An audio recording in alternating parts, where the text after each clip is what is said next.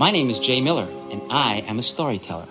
And my father, Joe Miller, he's a storyteller also. And growing up as a young child, he told me so many stories, and I would like to share some of them with you. So if you'd like to get comfortable right now, or call your brother or sister or some friends, your parents maybe, to sit with you, I'd like to tell you a few tales. The first tale I'm going to tell is called Eternal Love.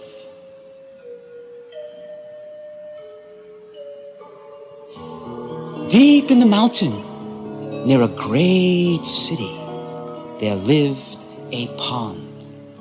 And every day in the summer, when it was oh so very hot, a little boy would climb into the foothills to the pond, and he'd swim in the water and splash and play games. The boy loved the pond so very much, and the pond was happy.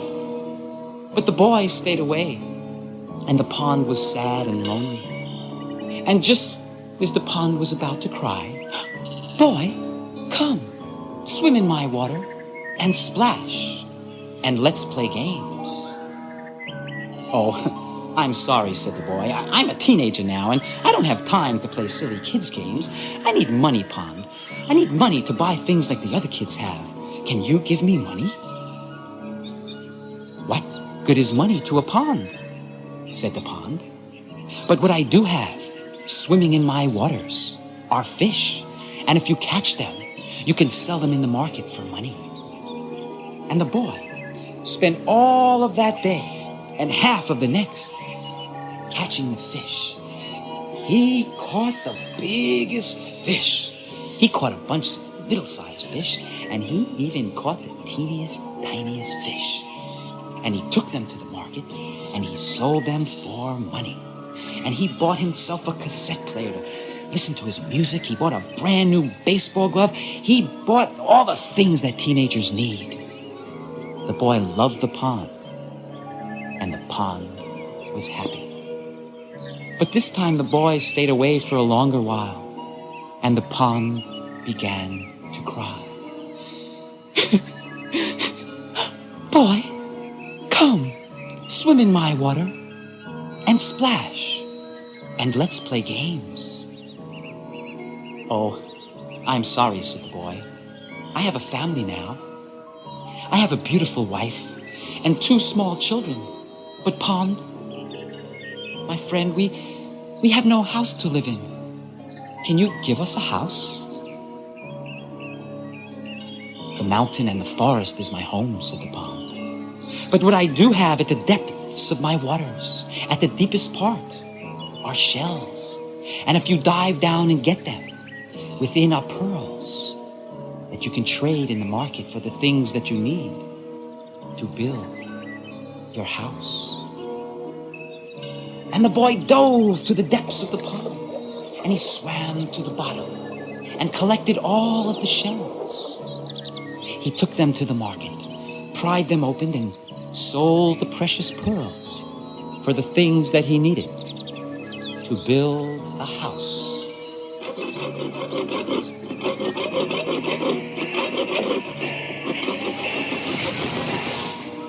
It was a beautiful house, somewhat like the house that you or you live in.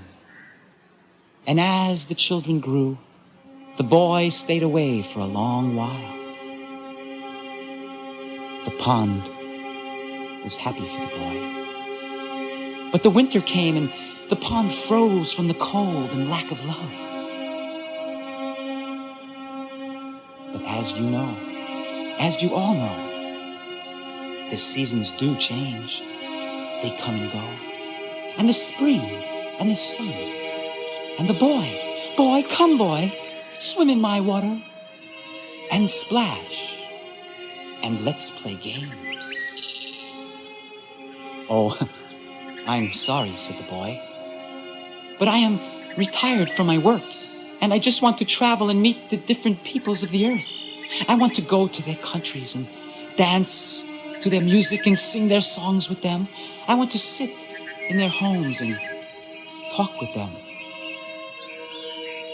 look in their eyes and see the different colors of their skin, understand their different cultures and ideas, and make friends along my way.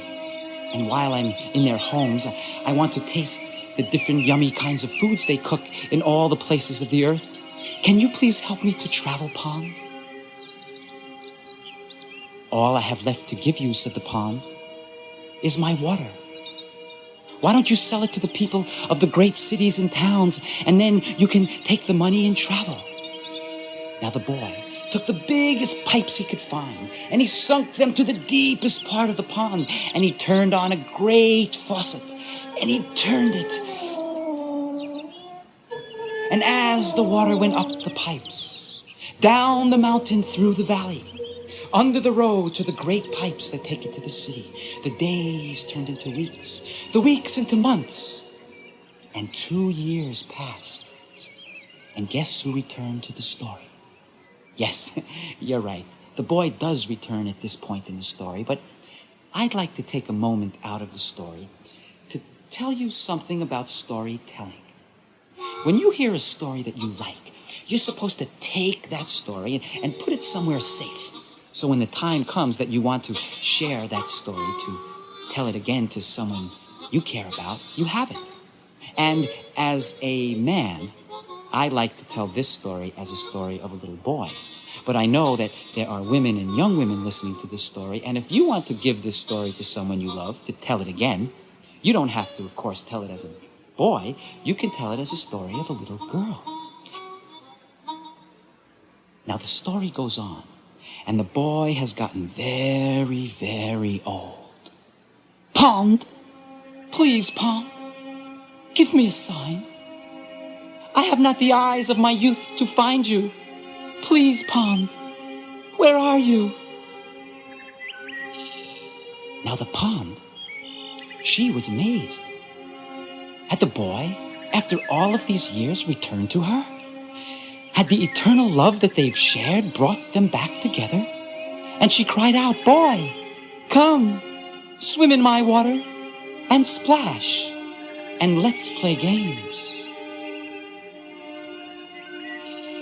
Pond? Pond? I have lived a long life.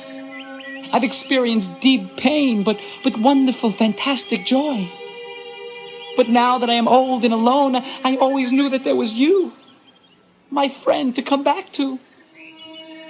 Where are you? Please do not leave me alone.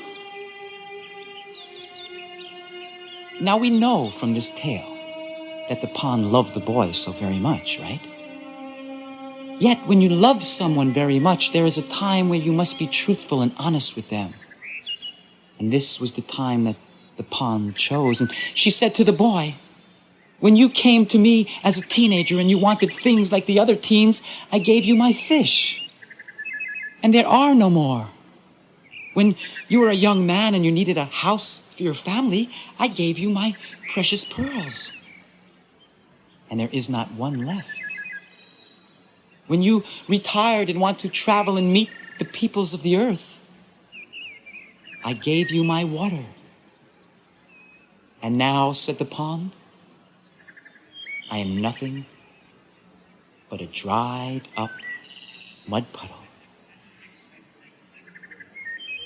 And when the boy heard this, he began to cry.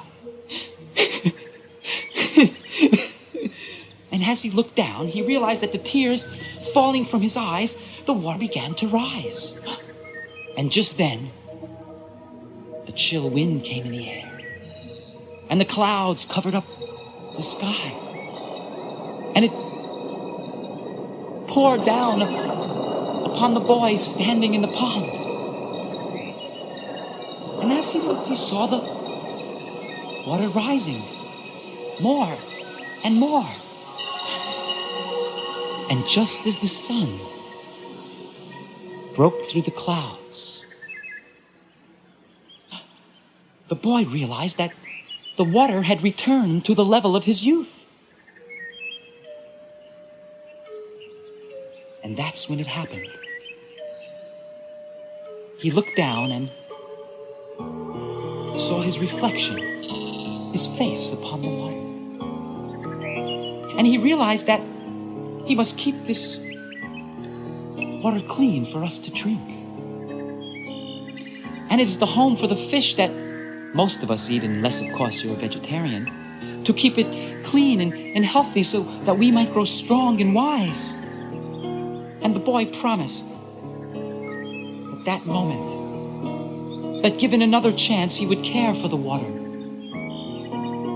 and for the animals and the earth. Read a book once in a while. And after all of these years, after a lifetime, the boy loved the pond so very much. And the pond was happy.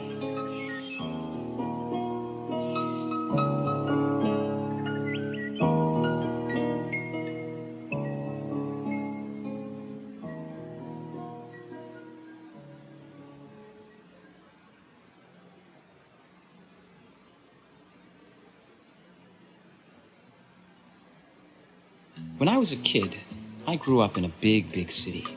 But during the summers, my parents would take a cottage in the mountains and we'd spend July and August there.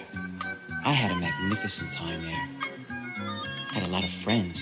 We'd go playing in the woods, climbing on the rocks, climbing on the trees. It was really fantastic. I'd like to share a little story of what happened to me one day. We had just gotten through the forest into this big field of blueberry bushes. And since it was mid-August, the blueberries were blue and ripe, and we all stood there eating them. I remember it was a wonderful sunny day. Blue skies, maybe a puffy cloud here and there. The air was so fresh. I felt the breeze on my face, which made me look up into the sky where I saw this magnificent bird. Was it huge, flapping its wings against the air? The wings were about as big as my father's car. And I followed the flight of this bird on the wind. Over the trees, soaring and floating. Wow. When I looked around me and I realized that my friends had gone and left me all alone there in that field of blueberries watching that bird. And I followed the bird's flight till it went over the mountain to the other side. And I looked around me in all directions and didn't see any other animals, any people. And I realized that things got very quiet. The only thing I could hear was my heart beating inside of me. I took a deep breath. When all of a sudden, out from behind a rock, roar, jumped this huge lion. Now, I'm not fast at all, but when I'm scared, whoa, I took off. Now, I couldn't run down the field because the lion with its forelegs would surely catch me with my two. So I ran towards the mountain in the east, and I ran faster and faster, but it seemed the faster I ran, the closer the lion got to me. But I was on my way to climb that mountain, and as I got to it, oh no, it was straight up. But when you're scared and your life is hanging in the balance and survival is a slender thread, you'll do anything to survive, right? So I climbed that mountain and I grabbed and I gripped and I sunk my nails, my fingers into the little crevices of rocks to pull myself up. And just as I was one arm's length to freedom over the side of the mountain, it cracked off and I fell down the mountain, and I grabbed, and I groped, and I gripped, and I skinned my elbow. And just before I fell into the clutches of the lion's mouth, I grabbed on to a little branch growing out of the side of the mountain. And with the lion below, suddenly I looked up, and there were two rats gnawing on the branch of a tree. And with the lion below, and the rats above, suddenly, to my amazement, I noticed, growing within arm's reach of me, was a red, ripe, delicious strawberry. And with the lion below, and the rats above, I ate that strawberry. And with the lion below, and the rats above, I swallowed that strawberry. And I thought to myself,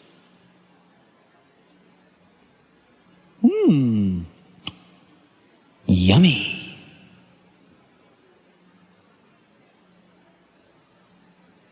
Long, long ago, and far, far away, in another land, there was born a son to a great and powerful emperor. As the boy grew, he had everything he wanted. Anything he wished for was there. He had the finest clothes, the most magnificent foods to eat, the most fun games to play. And as the boy grew into a young man, there was one thing that he wanted so deeply, so desperately, that he couldn't have. He wanted every time that he drew his bow and his arrow back and let it fly to the target, he wanted it to hit the bullseye every single time. Now, he dedicated himself to this. He worked very hard. He practiced and practiced. But no matter how hard he tried, he could not hit the bullseye every single time. The Mongol bowmen were brought to teach him. The famous German archers. But no one could help him hit the bullseye every single time. So he packed up 2 great wagons and took his friends and some of his relatives on a long journey all over to find the answer to this most pressing problem. Now one day, while they had come up into the mountains of a farm village, he saw, to his amazement, "Stop the wagons," he said. At the side of a barn were 6 targets, and in the middle of each dead center was an arrow. Now they waited for a while for someone to come along, and he asked the first man, "Excuse me, my good man, please, who did this? Can you please bring them to me? I will give them anything they want." Now the man was very courteous, very respectful to the son of the great emperor. And he said, I will be back in a while. And he went away, and he came along with a 9-year-old boy. "He's the one?" asked the son of the emperor. "Yes." "You did this?" "Yes," said the boy. "Could you teach me how to do this?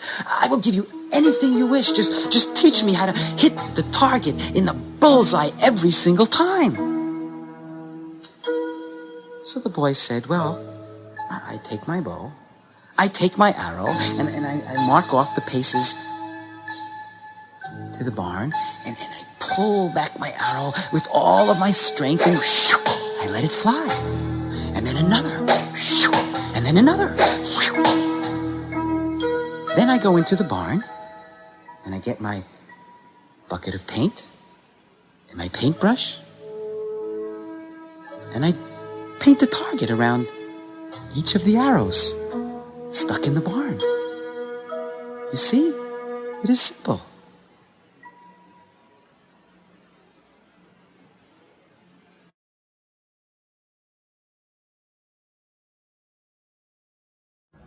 The next story I'd like to share with you, I want to dedicate to a very special person in my life, my grandmother.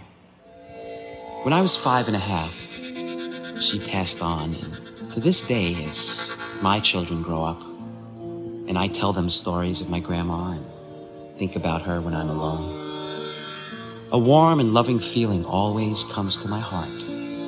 So I want to give this story to you, to give to your grandma. So here goes. Sit back, relax. Once upon a time, long, long ago, and far, far away. Oh, excuse me. That's not the beginning of this story. That's the beginning of a different story, I know. You see, I know so many stories, and once in a while, I'll take the beginning of one story and put it on the beginning of another story. So I'm going to begin again. Ready? Just recently, and very near to here, there lived a grandmother. And one day, while sitting in her rocking chair, knitting a sweater for one of her many grandchildren, in her cozy, warm farmhouse, during a cold winter snap, a twinkle came to her eye as she looked out at the snow-covered fields of her land. She got up and put her knitting by her side and looked out at that beautiful farmland. The sun was twinkling on the snow. And the thought occurred to her, when the spring comes and melts those snows of winter, I'm going to do something I've never done before. I'm going to plant fruit trees. Now you have to understand, this has been a farm for over 3 generations, 100 years almost. Now maybe they didn't have any fruit trees yet, but during the growing season, toward the middle or end of August, you could see the potatoes bulging out from under the earth, and in the row behind, the carrots growing wild. Vines of tomatoes and wheat blowing in the wind, and Grandma had planted some sunflowers. The kids always loved them. And when the spring finally came and melted the winter snows, Grandma called up to the farmer's market and she ordered 12 fruit trees, no 2 being the same. They were delivered straight away, and Grandma put them, the little baby trees, they're called saplings. They're little twigs that stick out from a burlap sack of earth. And she put the baby trees into a wheelbarrow and took them down outside the barn by the vegetable fields, down between the 2 stone walls to the other side of the road where her land was, and she took the first tree, the apple tree, and she bent down in the mud, parted that earth with her own hands, and placed that baby tree into the earth and patted it down. And then she took an apricot tree and a peach tree, a pear tree, a pomegranate tree. Oh, did I tell you, by the way, that Granny's name was Penelope? She planted a cherry tree, and as she was planting the last tree, a lemon tree, along down the road comes a farmer in his big brand new tractor with a combine being pulled behind. Now the farmer, he was making a fortune on his crops. They were growing so huge. He's spraying them with pesticides, and he was spraying them with herbicides, spraying them with infesticides, and he was spraying them with detesticides. And when he sees the old woman, he stops the tractor. Hey, you. Yeah, you, old lady. Why do you waste your time bent down in the mud planting those fruit trees when you know you will never see the day the fruit grows on those trees? Now the grandmother, she heard what he had to say. Her hearing was fine, even though she was 89 years old. But she was going to give this last tree, the lemon tree, the love that she had given the others, so that when the rains and winds came, the roots would grow deep into the earth, and the fruit would grow high into the sky. And when she felt that this last tree, the lemon tree, had a strong beginning in its young life, slowly she turned and looked right into the eyes of that farmer sitting way high up there on his tractor. She didn't say anything at first. She just looked deep into his eyes, into his soul. Now, he wasn't used to people looking into his eyes. He was used to telling people what to do and where to go and how to do it. And let me tell you, he wasn't nice about it at all. But somehow, the old woman's gaze kept his attention. And if you look carefully at him, you could see the sweat build up on his forehead. If you looked at the grandmother, you could see a smile form in the corner of her mouth and a twinkle in her eye. And she shook her head very gently and said to the farmer, I am not planting these trees for me to eat the fruit. I am planting these trees for my grandchildren.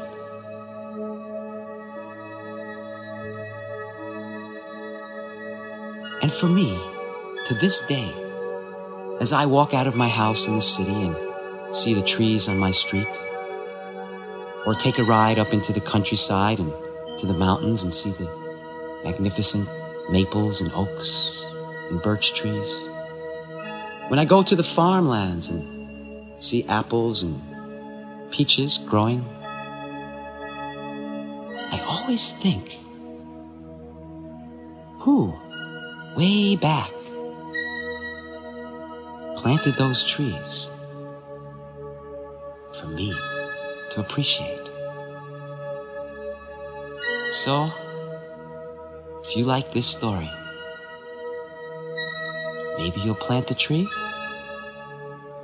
Maybe you'll share the story with your grandma.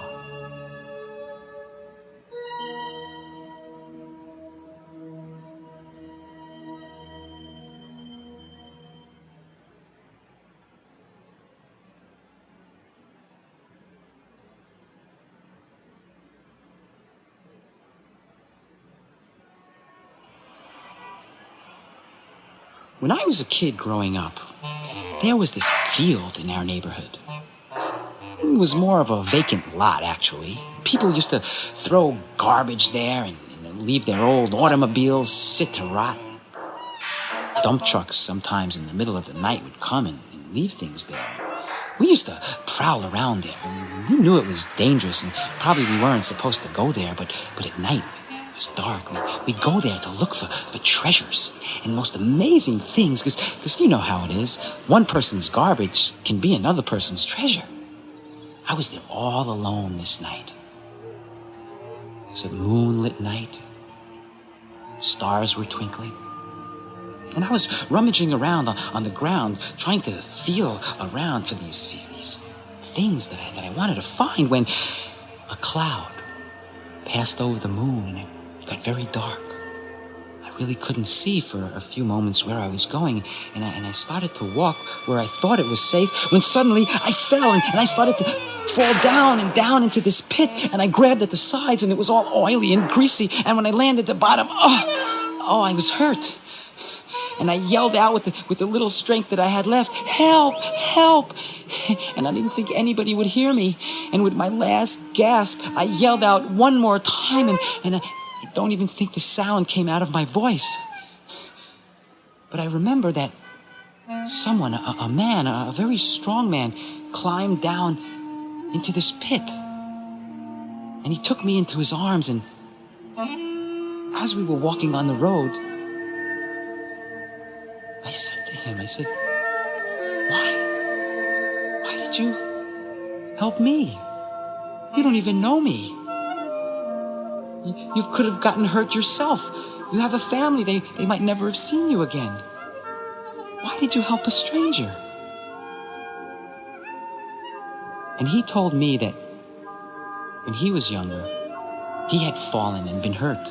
And he might have died if it wasn't for a stranger coming along and saving him. And the stranger told him that for helping him, he must go out and help 10 other people. And he told me that for saving me, that I must go out and help 10 other people. It's the way that goodness travels upon the earth.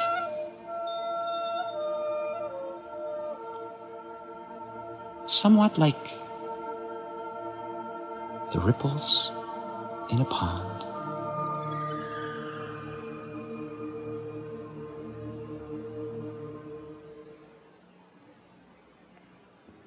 A 100 years ago, in the mountains, in a small village, the word had it that soon, within a week or so, a very wise and learned and respected woman would be coming to their town. Now this excited everyone. The bakers got prepared, making the finest breads and pastries. The chefs and the cooks, the greatest food that the people had ever eaten in those parts. They prepared the town and cleaned it, scrubbed the brass and the monuments in this plaza for the time that this wise and learned woman would bless their town with her presence. Now, as most of the people in the town were preparing for this wonderful event, in the cafe on the corner, the jokers were hanging out, figuring out how can we ruin this for everyone? What can we do to stir up some trouble? And the leader of the jokers had an idea. I'm going to make her look like a fool, like an idiot in front of all of the townspeople.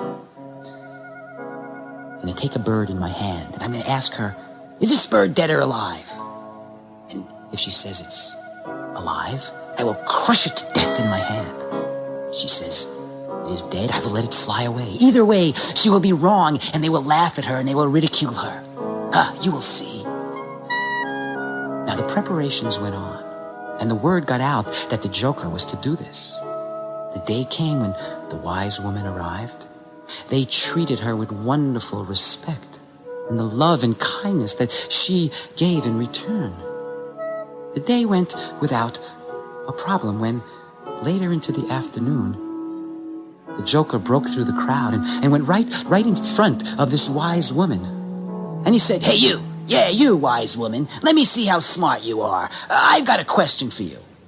This bird in my hand, tell us all. Is it dead or is it alive?" The wise woman approached the boy. She took his hand, holding the bird in her hand. She looked down upon it, and then into the eyes of the boy. And she said, "That fragile little sparrow in your hand, it is as the earth. It will be what you will it to be."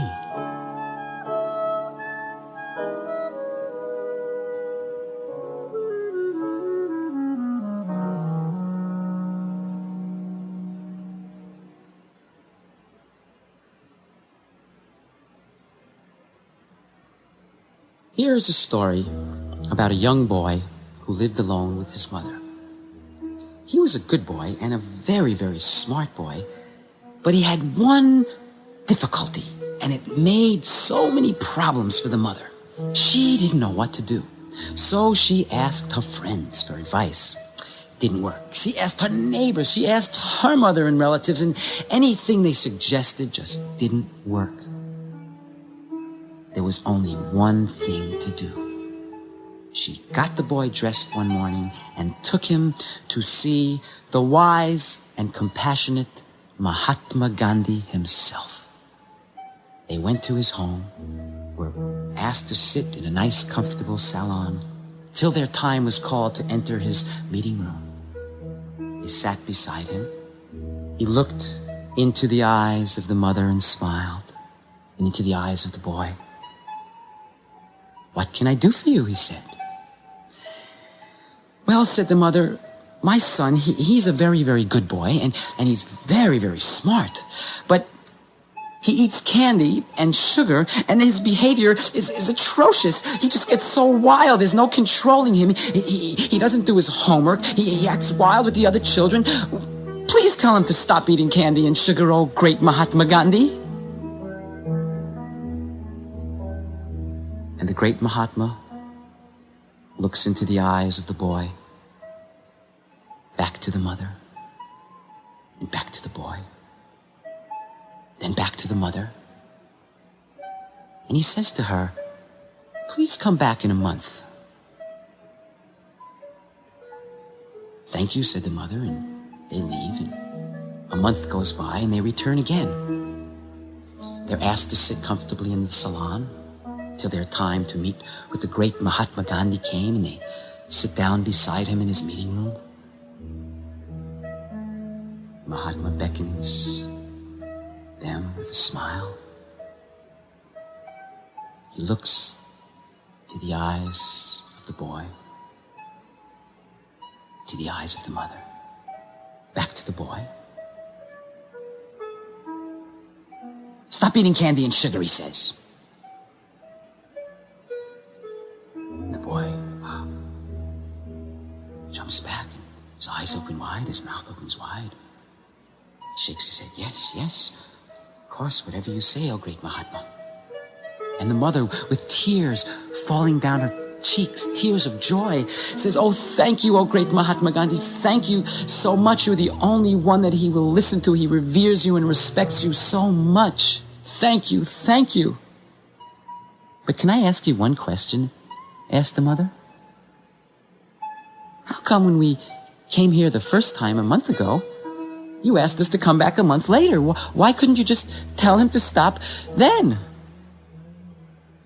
And with a big smile and even a laugh, the Mahatma says, my good woman, a month ago, I too was eating sugar and candy, and I wanted to stop and see if it worked for me. And so it was.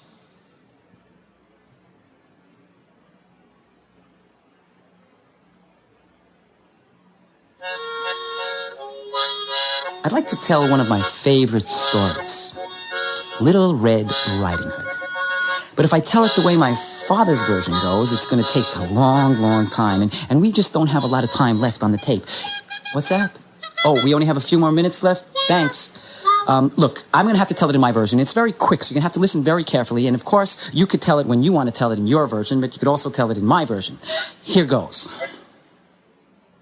Once upon a time, there was a girl named Little Red Riding Hood. She lived in a house in the woods with her mother and brothers and sisters. And one day on the other side of the forest, the grandmother was sick. She picked up the telephone, called the mother, and said, hey, I'm not feeling well. The mother said, well, I just made some chicken soup. And Little Red is old enough to take the chicken soup off by herself. Little Red, would you take the chicken soup over to grandmother's house? And Little Red said, I'd love to take the chicken soup over to grandmother's house. I love her very much, and I haven't seen her in a long time, and I'd like to make her feel better. So Little Red went to the closet, she opened it up, and she took off the hanger of her favorite Little Red Riding Hood. And she took this chicken soup in her arm, and she opened up the front door. She stayed in the front yard. Before she left, she said, gee whiz, to get to grandmother's house, I'm going to have to go through the deep dark forest. And in the deep dark forest lives a wolf.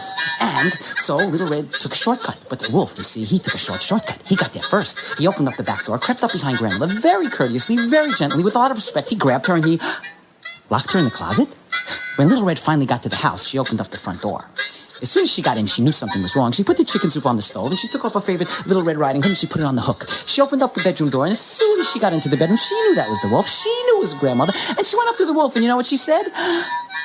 Grandma, dear darling Grandma, how do you feel today, and what can I do to help you? I love you and care about you so much. And when the wolf went,